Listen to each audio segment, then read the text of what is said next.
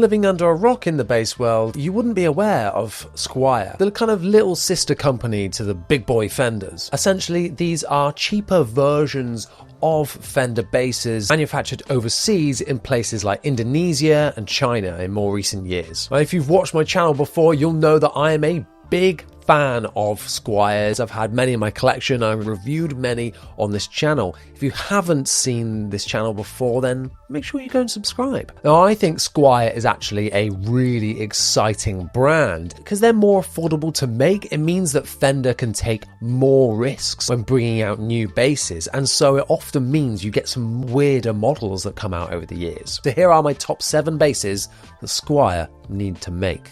Now, when I had the idea for this video, I thought, one thing we really need are some Antiga coloured basses. Antiga is an old 70s finish, often known as sick burst, vomit burst, mold burst, chunder burst, throw up finish. This one can be quite divisive, but I personally absolutely love it. And I want to see a whole range of Antiga basses. Jonny, I'm going to stop you right there because they've actually just released some. Squier have just announced the Antiga Classic Vibe 70s P bass and a matching bass 6 as well. Whilst these basses are really cool, where's the jazz bass? I think they need to make an Antiga jazz bass, and this was on my list before they announced the rest of the lineup. I'd say arguably the jazz bass is probably the most famous version of the Antiga bass, and with online characters like Ian Martin Allison from Scott's Bass Lessons proudly repping a 70s Antiga jazz, I thought we'd see a real resurgence in this and the demand for a jazz. And I know they've done a Fender special run in the past,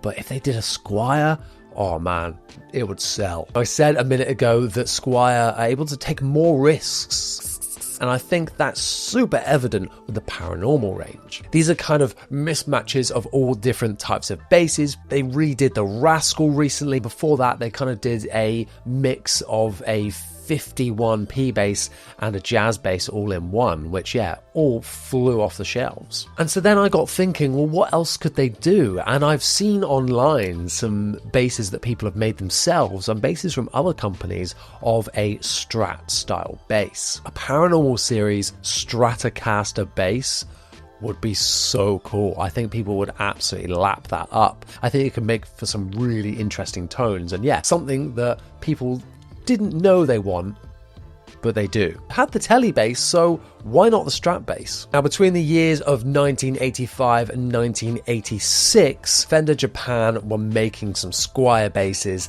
and they made the Katana.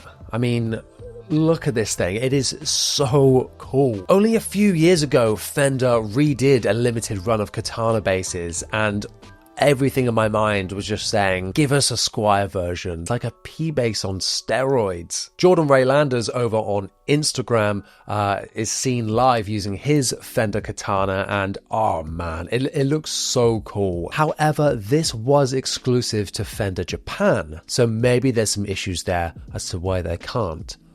Unless, for number 4, made in Japan Squiers. A lot of stuff went down with Fender in the 1980s, and one of these was, of course, Fender Japan. I've got a few Japanese Fender type basses, and they're all fantastic. They're like American-made quality, but without the American-made price tag. In July and August of 1982, the famous Fujigen factory producing Squier basses as a more affordable range of the Fender lineup. And from this were born the famous JV series of Squiers. I've only played 2 before, one of which was heavily modded, but both of which seemed absolutely amazing. So if we could get a really boutique, nice range of Squiers, limited run, made in Japan, I would be all over that. I'd absolutely love to check that out. I suppose then Fender are kind of at risk of bleeding the line between Fenders and Squiers, and they probably want to keep that distant.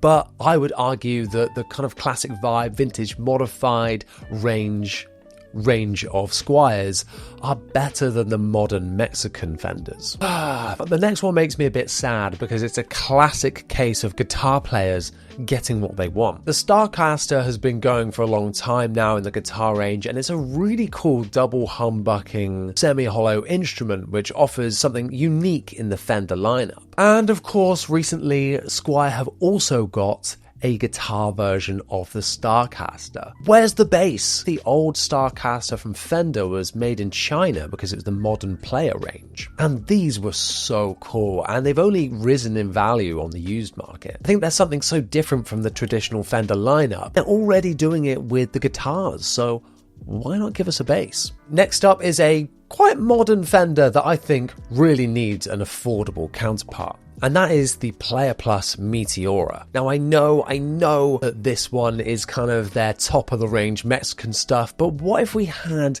a Squier version that's passive or that isn't so high spec? I think this would be a really, really cool addition. Give us another silver burst one and some other different colors as well. Now make sure you subscribe to the channel because one of my next videos is going to be my review of the Fender Meteora. And last but not least is the return of artist models. I really do feel that Fender are missing an opportunity by not doing any artist models in the Squier lineup anymore. We had the Pete Wentz signature, we had the Mike Dirnt signature, we had the Mikey Way signature, and I remember some of these artists saying that they were proud to have the Squier because they wanted to inspire their fans to go and pick up an instrument and that had been designed by them. And nowadays we're getting signature models that are made in Mexico, Fender, costing upwards of £1,200, £1,500, and I just think that's ridiculous. I love the idea that they're inspiring the younger generation to pick up instruments,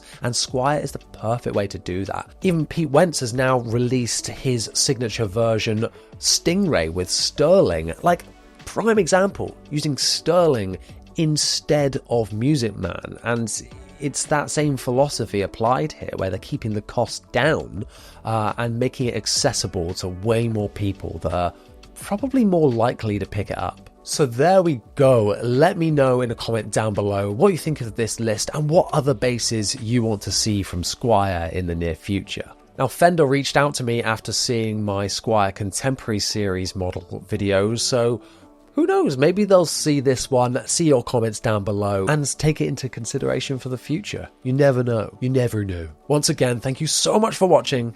See you next time.